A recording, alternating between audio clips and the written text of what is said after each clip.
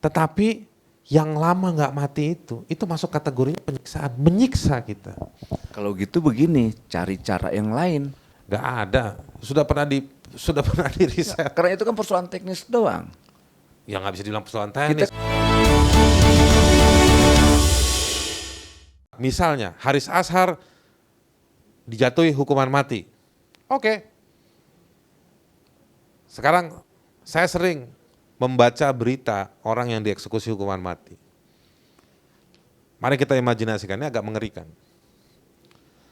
Waktu dibilang dia harus mati sebagai hukuman, dan dilakukannya di Indonesia dengan regu tembak tadi yang Saudara Iman sampaikan.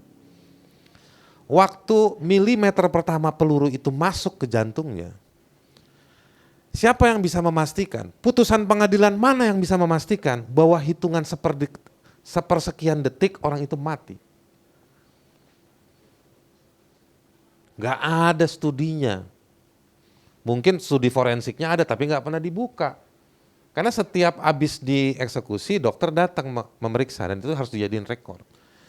Yang poin saya apa?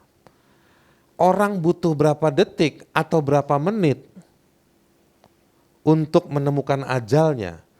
Jadi ajal dan ketika peluru itu masuk ke badannya. Kalau misalnya butuh 2 menit, dia nggak ada dalam putusan pengadilan, Pak Saud.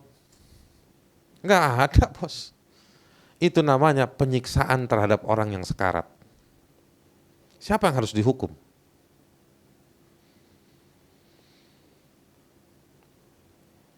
Siapa? Dan lagi dari sisi biologinya badannya kita. Kondisinya Om Iman, anak muda seger. Tapi bandingkan barangkali dengan orang, saya bahasa gampangnya aja nih, yang mungkin fisiknya lemah, renta, mungkin meninggalnya cepat. Mungkin yang badannya gede itu karena pelurunya nggak langsung nembus, agak lama mungkin. Tetapi yang lama nggak mati itu masuk kategorinya penyiksaan, menyiksa kita. Kalau gitu begini, cari cara yang lain. Nggak ada, sudah pernah di riset. Karena itu kan persoalan teknis doang. Ya nggak bisa dibilang persoalan teknis. Kita kan tidak membahas persoalan teknis dia mati, dia ngerasain dan sebagainya. Ya itu pernah didiskusikan juga. Ada diskusinya begini lucu. Cara mana yang paling humanis menghukum mati? Ya kan, tapi kok menghukum mati itu nggak menjamin. Nah saya khawatir, justru benar-benar terakhir, saya khawatir narasi menghukum mati koruptor yang disampaikan Jaksa Agung ataupun siapapun, itu hanya dipakai untuk membangun bargaining fulus lagi nanti.